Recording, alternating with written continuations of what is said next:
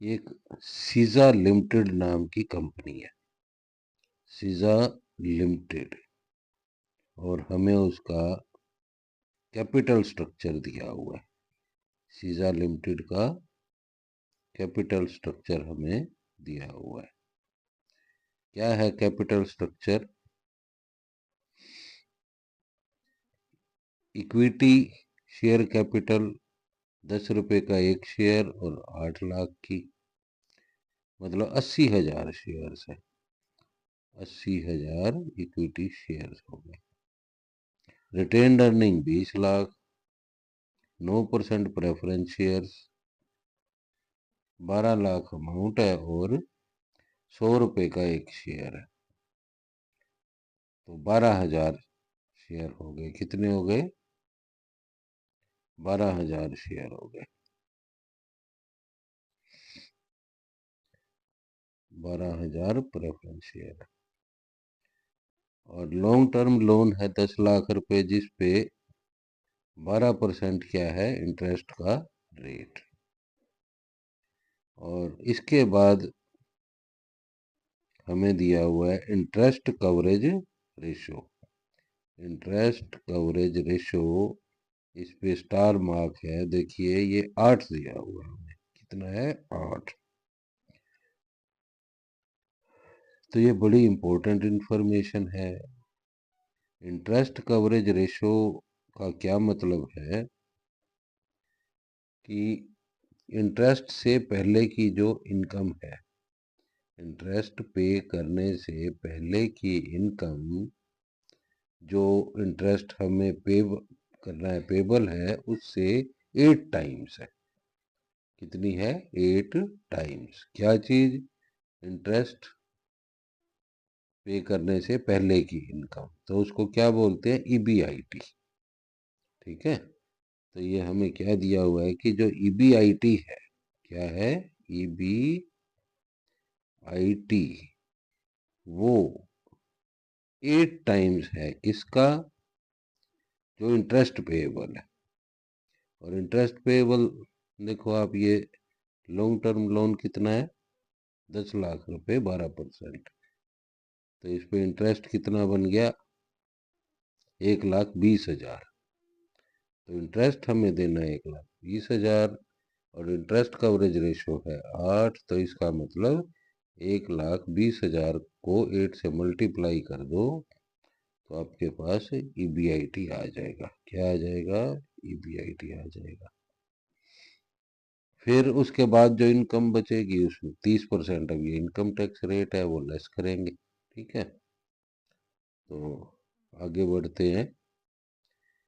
Income tax rate हो गया 30%।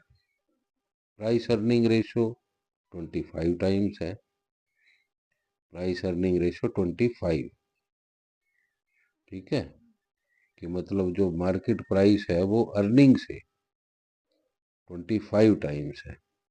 Earning मतलब ईपीएस। एक शेयर के ऊपर जो अर्निंग है और एक शेयर की जो मार्केट प्राइस है, उनका रेशियो है ये।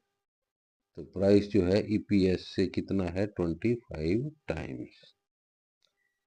तो इसका मतलब ईपीएस निकालेंगे हम और उसको फिर इससे मल्टीप्लाई करेंगे, तो हमारे पास करंट प्राइस आ जाएगा शेयर का। ठीक है। आगे बढ़ते हैं। Company is propose to take up expansion plan which requires an additional investment of rupees 34,50,000।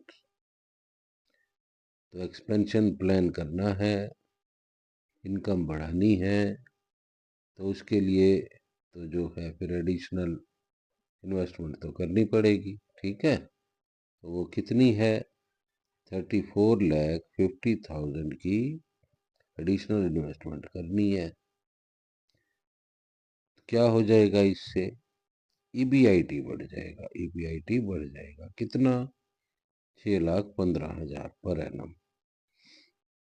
तो जो पहले ईबीआईटी है, अभी अभी हमने ऊपर कैलकुलेट किया था। ठीक है। तो 6,15,000 एडिशनल ईपीआईटी आ जाएगा अगर ये इन्वेस्टमेंट की जाए 34,50,000 की। तो भैया पैसे कहाँ से लाएं? ठीक है, पैसे कहाँ से लाएं? तो कोई एक तरीका तो है नहीं। Additional fund can be raised by equity of issue of equity share. जो प्रेजेंट मार्केट प्राइस है, इक्विटी शेयर को इशू कर दो। तो 34,50,000 इकट्ठे कर लो भाई। लेकिन एक शेयर कितने का बिकेगा? एट प्रेजेंट जो मार्केट प्राइस है उस पे बिकेगा। और वो प्राइस कितना है वो हमें कैलकुलेट करना पड़ेगा। अभी अभी हमने देखा था क्वेश्चन में पी रेशियो दिया हुआ है, तो मतलब ईपीएस निकालेंगे और पी रेशियो की हेल्प से हम प्राइस निकाल लेंगे। ये तो पहला अल्टरनेट है। और क्या कर सकते हैं जी? Borrowing 16% long term loan from the bank, ये दूसरा ऑप्शन है। ठीक है, बोरोइंग भी कर सकते हैं, 16% लगेगा ब्याज, बैंक से मिल जाएगा। ठीक है, फिर अब जब डेट लेते हैं ना तो उसका पी रेशो पे भी इफेक्ट होता है। जब डेट लेते हैं तो पी रेशो भी ऊपर नीचे होता है उससे। तो उसके बारे में बताया हुआ है कि जो डीई रेशो है, डीई रेशो, और ये क्वेश्चन में बताया है डीई रेशो का मतलब है डेट और शेयर होल्डर फंड का रेशो। ठीक है, डीई रेशो जो है खाली इक्विटी नहीं लेनी, इक्विटी में तो प्रेफरेंस नहीं आती। ये शेयर होल्डर फंड मतलब सारा ही लेना है, प्रेफरेंस भी लेना पड़ेगा। Equity share capital, retained earning और प्रेफरेंस शेयर होल्डर। तो इस तरह से जो डी रेशियो आएगा, अगर उसकी रेंज 50 to 80% है, मतलब date divided by share holder fund, अगर ये रेशियो इस रेंज में आता है डेट लेने के बाद, अगर ऐसा हो गया तो पी रेशियो जो है 22 हो जाएगा। ठीक है, और अगर मान लो डी रेशियो 80% से भी ऊपर हो गया डेट लेने के बाद, तो पी रेशियो और कम हो जाएगा, और कम हो जाएगा, 18 तक आ जाएगा। ठीक है, तो सोच समझ के डिसीजन लेना पड़ेगा। पी रेशियो कम आ जाएगा तो फिर प्राइस कम हो जाएगा ना, शेयर का प्राइस कम हो जाएगा। और हमें तो मैक्सिमाइज करनी होती है शेयर होल्डर की वेल्थ, तो इस बात को ध्यान में रखना पड़ेगा। आगे बढ़ते हैं। Advice, which is the most stable option to raise the additional capital so that MP per share is maximized? तो दो ऑप्शन जैसे हमें दिए हुए हैं कि या तो जी आप ले लो सारी की सारी इक्विटी, और या ले लो सारा का सारा डेट, और वो भी 16% वाला। ठीक है, पहले 12% है पुराना डेट जो है, तो अब जो है नया लेना है तो ज्यादा रेट लगेगा, और उधर से पी रेशियो कम हो जाएगा। तो ये दो ऑप्शन है भाई, ये हमें बताना है कि दोनों में से कौन सा चुने ताकि पर शेयर जो प्राइस है, मार्केट प्राइस, वो हो जाए मैक्सिमम। ठीक है, तो चलें सॉल्यूशन की तरफ। तो अपना ये सोल्ड है, और मैं आपको सॉल्यूशन समझा देता हूँ भाई।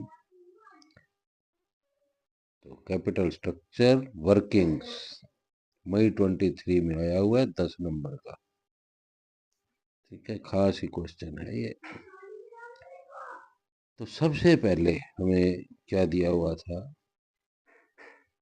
इंटरेस्ट कवरेज रेशो 8 दिया हुआ था, और इसका मतलब हमने ये जाना कि इंटरेस्ट से पहले की इनकम जो कि है EBIT, this is 8 times of the interest payable, 8 times of the interest payable। और इंटरेस्ट पेबल कितना जी? 1,20,000। कैसे पता चला? 10 लाख का डेट हमें दिया हुआ है क्वेश्चन में, लॉन्ग टर्म डेट 12% रेट है। कर लो भाई कैलकुलेट, 1,20,000 बनेगा इंटरेस्ट पेबल। 8 से मल्टीप्लाई करो, 9,60,000 आ गया EBIT। क्या आ गया ये हमारे पास? EBIT। फिर जी पी रेशो 25 है। चलो MP की तरफ बढ़ते हैं, मार्केट प्राइस ऑफ शेयर की तरफ। तो PE रेशो दे रखा है, EBIT हम निकाल चुके हैं, तो स्टेटमेंट बना लेते हैं छोटी सी। EPS मिल जाएगा, EPS को मल्टीप्लाई करेंगे 25 से, तो मार्केट प्राइस ऑफ शेयर पता चल जाएगा। क्या निकाला हमने EBIT अभी अभी? 9,60,000। 9,60,000 इंटरेस्ट माइनस टैक्स 30% दिया हुआ है, minus preference dividend 9% preference share capital है, हमें क्वेश्चन में दिया है 12 लाख की, 1,08,000 माइनस 4,80,000 आ गया income available for equity share holders. Income available for equity share holders 4,80,000। Now divide this amount by the number of equity shares। और नंबर ऑफ इक्विटी शेयर्स कितने हैं? अमाउंट हमें 8 लाख दी हुई थी, 10 रुपए का फेस वैल्यू, तो 80,000 हो गए भाई नंबर ऑफ इक्विटी शेयर। 4,80,000 को 80,000 से किया डिवाइड, तो 6 आ गया, 6। तो ये 6 क्या आ गया भाई? 6 क्या आ गया? 6 आ गया EPS। 6 आ गया EPS। EPS earning per share. बस अब तो आप तैयार ही बैठे हैं। पी रेशो तो देखो 25 दिया हुआ था, EPS से करो जी मल्टीप्लाई, ये मार्केट प्राइस आ गया। ठीक है, मार्केट प्राइस आ गया। तो ठीक है, ध्यान है ना क्वेश्चन में था कि अगर फर्स्ट ऑप्शन चुनते हैं एडिशनल फाइनेंस के लिए, 34,50,000 का एडिशनल फाइनेंस चाहिए, तो फर्स्ट ऑप्शन है इक्विटी इशू करो, तो करंट मार्केट प्राइस पे होएगा। तो करंट हमने निकाल लिया 150 रुपए। ठीक है, और उससे पहले एक चीज और देखते हैं कि जो डेट इक्विटी रेशो वाला जो दिया हुआ था, एट प्रेजेंट जो है, क्या है हमारे पास इक्विटी, ये कैपिटल स्ट्रक्चर जो है at present, equity share capital 8 lakh की, 20 लाख का रिटेन अर्निंग, प्रेफरेंस 12 लाख, तो ये शेयर होल्डर फंड कितना हो गया मिला के? 40 लाख।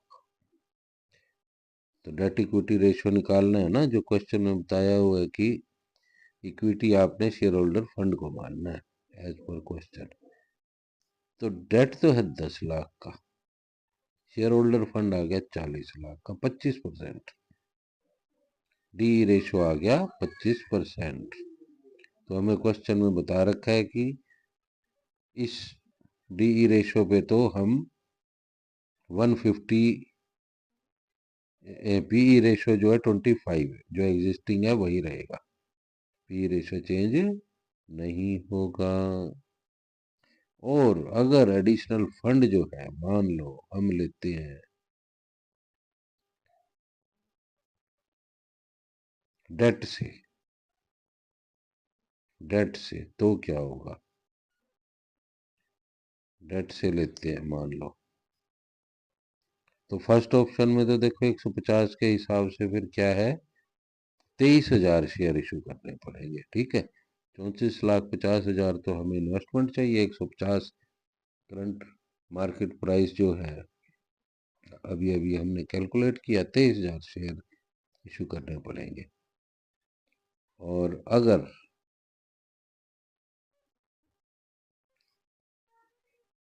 अब फिर इसमें ऐसा होने के बाद देखते हैं रेशो पे क्या इफेक्ट आया। ठीक है, share holder fund 8 lakh equity पहले से है हमारी, और 20 लाख का जो है रिटेन्ड अर्निंग है, 12 लाख रेफरेंस हो गई 12 लाख की, और 34,50,000 हो गया जो एडिशनल इन्वेस्टमेंट अगर हमने शेयर्स लिए तो। शेयर होल्डर फंड हमारा बन गया 74,50,000। तो डी रेशो देखो 13.42%, यानी कि पीई रेशो मेंटेन रहेगा, यही 25 रहेगा। अगर पहला ऑप्शन चुनते हैं तो पीई रेशो 25। मान लो दूसरा ऑप्शन चुनते हैं, 16% वाला डेट ले लिया, 10 लाख तो पहले था, 10 लाख पहले था, 34,50,000 और लिया, 44,50,000 हो गया। तो डेट इक्विटी रेशो देखो भाई, शेयर होल्डर फंड जो है जो पहले था 40 लाख, 8 प्लस 12 प्लस 20, ये रिटेन्ड अर्निंग है 20, ये रेफरेंस, और ये इक्विटी शेयर कैपिटल 40, वही शेयर होल्डर फंड तो 40 लाख। लेकिन डेट पहले था 10, 34,50,000 और जुड़े, ये बन गया 44,50,000। डी रेशो गया 111.25%। तो पीई रेशो धड़ाम से गिरा भाई, पी रेशो आ गया 18, अगर सेकंड ऑप्शन लेते हैं तो। ठीक है, तो और कुछ रह तो नहीं गया था ऊपर। अच्छा, ये छोटी सी बात कि एडिशनल फंड जो है, ये क्वेश्चन में जो हमें बताया 34,50,000, और इससे होगा क्या, ईबीआईटी बढ़ जाएगा 6,15,000। बढ़े जी मेन क्वेश्चन की तरफ। हाँ, हम पहुंच गए, चलो मेन क्वेश्चन सॉल्यूशन पे आ गए अब हम। पहले तो आप देखो expected EBIT after expansion, after expansion 9,60,000 पहले था, 6,15 बढ़ जाएगा, और ये एक्सपेक्टेड ईबीआईटी आ गया 15,75,000। चलो जी बनाओ इनकम स्टेटमेंट आफ्टर एक्सपेंशन। दो ऑप्शन है अपने पास, ईबीआईटी एक तो है इक्विटी सारी की सारी 34,50,000, दूसरा हमने लिया डेट। तो डेट लेने से पी रेशो हो गया 18, पी रेशो 18 हो गया, इसमें वही का वही है 25। तो ईबीआईटी दोनों का सेम है, 15,75,000, 15,75,000। ईबीआईटी में से करो माइनस इंटरेस्ट। इधर नहीं है, खाना ही कुछ देगा, बोलो। EBIT expected 15,75,000 both cases. Old interest 12% के हिसाब से 1,20,000, दोनों साइड माइनस कर दो। नया इंटरेस्ट 16% डेट अगर लिया तो 34,50,000 नया डेट अगर लिया, 16% इंटरेस्ट लगेगा, और वो बनता है जी 5,52,000। ये भी माइनस किया। तो अब बिफोर टैक्स जो है 14,55,000, 9,03,000। टैक्स माइनस करो 30%, ये कर दिया माइनस, ये कर दिया भाई। तो अर्निंग आफ्टर टैक्स आ गया 10, कितना आया 10,18,500, 6,32,100।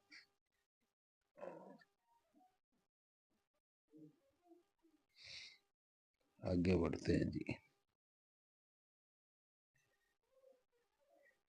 तो ये तो अर्निंग आफ्टर टैक्स हो गई, ठीक है। फिर प्रेफरेंस डिविडेंड माइनस करो, कर दिया। Income available, earning available for equity shares 910,500 और 524,100। तो अब ईपीएस निकाल लेते हैं बोथ ऑप्शंस में। नंबर ऑफ शेयर्स देखो, पहले थे 80,000 थे, ठीक है। 23,000 हमने और इशू किए थे 150 के हिसाब से, ठीक है। 150 के हिसाब से इशू किए थे ना, तो 1,03,000 हो गए। ईपीएस आ गया जी 8.84। इधर अगर सारा का सारा डेट जो है ले लिया हमने, शेयर वही है नंबर, फिर 80 जो पहले था, तो 6.55 ईपीएस। पी रेशो आपने देख ही लिया था, फर्स्ट ऑप्शन में तो वही 25 रहेगा, सेकंड में धड़ाम 18। तो ईपीएस है हमारे पास, पी रेशो है, एमपीएस देख लो जी। 221 रुपये, 117 रुपये 90 पैसे। ये बढ़िया ऑप्शन है जी, जो ऑप्शन बढ़िया। तो हमें डेट से पैसा नहीं उठाना चाहिए, हमें इक्विटी शेयर कैपिटल ही इशू करनी चाहिए, क्योंकि इसमें शेयर का प्राइस मैक्सिमम आया, ठीक है। तो किस तरह मैक्सिमम आया, एक तो ईपीएस बढ़ गया और पी रेशो मेंटेन रहा। दूसरे केस में जो है ईपीएस भी कम, क्योंकि अब रेट ज्यादा लग गया ना। डेट 10 लाख तो पहले ही था, 34,50,000 और लिया, रेट ज्यादा लगा दिया भाई, ठीक है। 16% पहले 12 था, तो ईपीएस भी कम हो गया और उधर से पी रेशो भी। तो मार्केट प्राइस तो नीचे जाना ही जाना था, ठीक है। चलो, थैंक यू।